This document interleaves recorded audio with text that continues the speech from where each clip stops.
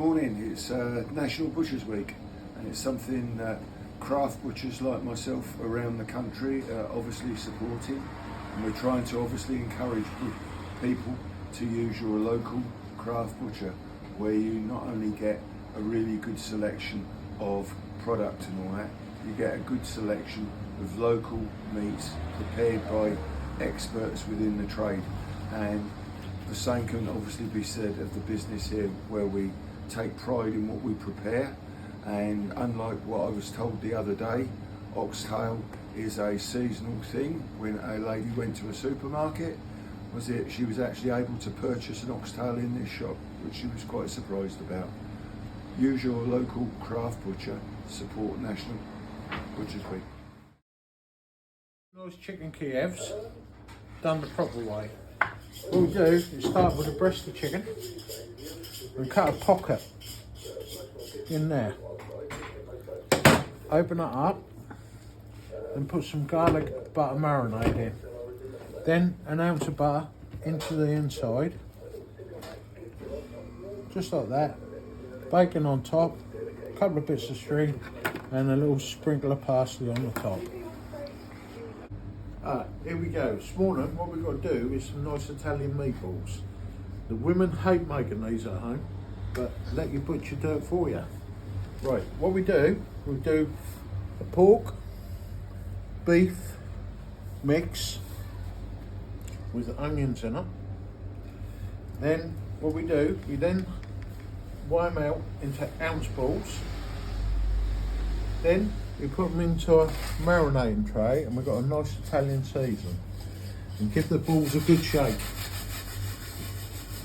so get a good coating on. Then your finished project is there, a £4 a tray for 20. And all you got to do, seal them in the frying pan, in the tomato sauce, and you've got the best Italian meatballs you've ever tasted. Thank you. This is Gary signing off. Hello, it's Annie here from Debman Butchers, George's young apprentice, as he likes to call me. George wanted us to do a video to show you what we get done in the shop and what we do and what goes on our average day. So today, one of my jobs is to cut this side of pork up and prep it for the shop, so that we have some lovely joints, lots of different varieties in the shop. So what I'll do, and I'll show you a bit later on in the video, is we'll take off the shoulder, the leg, and then we'll split the loin and the belly. Now, just to show you, whilst it's like this in the side, all of George's pork is local. It's all, it's all local pork, so we know exactly where it comes from. Now, from this shoulder, we have two sides to it. What we determine a hand, which is this side, and what we determine the crop, which is on this side. Now, this is where we get our lovely shoulder of pork joint from. Further up, you've got your loin, which is, let's say, that's cut in the middle, that half. So this half is your belly, this half is your loin. From your loin, you get your pork chops. You can roll it and have a rolled loin of pork joint. And you can also steak it. We often steak it and sell it as pork steaks in the shop. Boneless pork steaks. Now you've got your belly. Now, also your loin is what goes for your back bacon as well. Now you've got your belly on this side. We often sell belly in the whole pieces. You can have what we used to call old fat and lean slices, which would be your belly slices.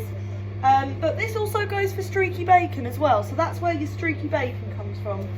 Then at the top here, you've got, which is probably the most obvious part, your leg. Now your leg, mostly we roll our legs for joints for the window, legs of pork. Now they're a bit leaner than your shoulder down here. They haven't got as much fat in them. So anyone who likes a lean joint usually will go for a leg of pork. But we also send these away for gammon, so this is where your gammon comes from. I suppose what I could also say here is, if you took the leg and cut it here, you would also have what we call a hock. Now, back in the old days, a lot of people like to use bacon hocks for soups and stuff. We don't sell as much these days, but they can be available if people come in and ask for them and order them with us. But yeah, that is what your side of pork looks like, and that is where we get all of our meat from. Right, so we've got our side of pork. I'm just going to start cutting it now. I'm going to do a simple breakdown for you all just to see what we do. Our whole side, I'm going to start by taking off the leg.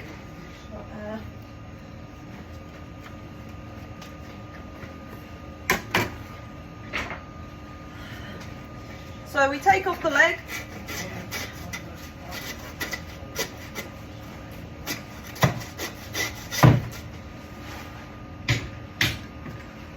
Like so. Cut through that skin, and there we have it. Our pork leg taken off. Now we'll hang that away because, in my opinion, and George has always taught me as an apprentice butcher, that it's always important to make sure you're working in a clean environment, a clean and tidy environment without stacking your stuff up. Right, so I'm just going to swing it round here now, outside. And I'm going to take off the shoulder. So, the shoulder, what I do here is I'll count in 4 bones. 2, 3, 4. 4 rib bones. Make sure it's 4 rib bones. And I'll cut that just there. Make a mark to know where we're going to cut it. And I shall just slice through that. Now, many people ask when they come in the shop, they ask me about my glove. Now, whoops, there we are. Now, I wear a chainmail glove because at the moment, as I'm, training, and it keeps my hands safe from these very sharp knives that we have. So if I do slip with my knife, I'm protected. I also wear a chainmail apron for the same reason. It's just under my apron. You probably can't see it in the video, but I also wear a chainmail apron for the same reason, to protect my body from any wounds from the knives. Right, just slicing through there now with our carving knife, and we're through. There we go. And there's our shoulder. Lovely job, beautiful shoulder. There we go. Now I'll just put that to one side as well. And as you can see, George's pork is gorgeous. This is our local pork. And if I just scrape some of the bone dust off that, and I shall just show you that. Lovely. It's very lean at the minute. Pork is very lean at the minute. Now, that's lovely. You've got a lovely eye on that loin. So, what I'm going to do now, we're just left with this. That is the loin and the belly. The loin being the top part, the belly being the bottom part. I shall just split that like so. I'll turn it round first. I shall split that like so. Just to take the belly off the loin, because I shall be doing these 2 different things in the shop. What I'll be doing today with the loin later on is I will be doing half for boneless pork steaks and half of them for pork chops. So we're just going to take our saw and gently, like so, saw through our loin and our belly. There we go. You can actually hear, if you notice, you can hear that change in the sound when you cut through the bones.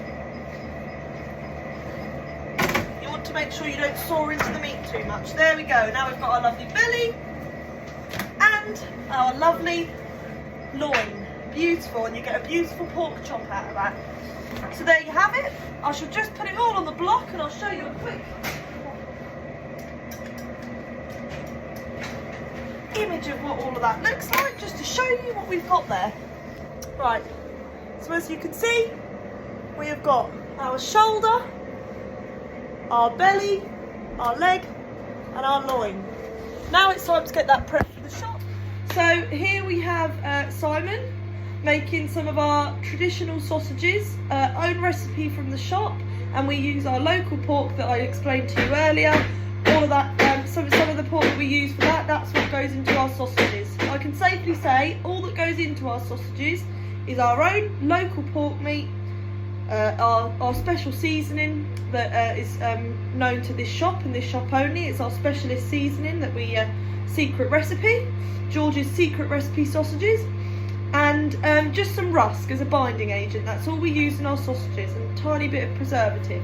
That is absolutely everything. Nothing, no crap gets thrown in there. It is all pork fresh sausages.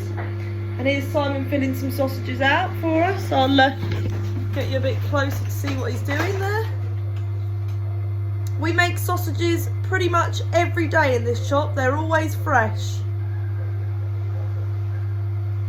And there we go.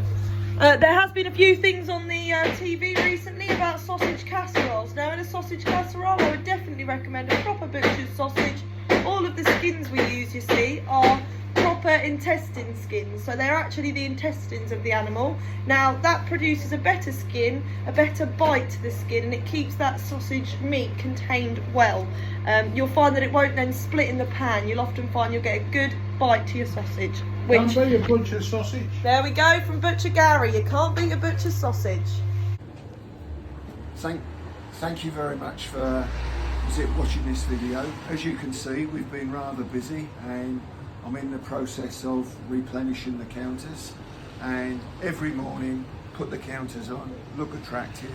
If you're passing by, pop in, look in the counter, you won't be disappointed. Thank you.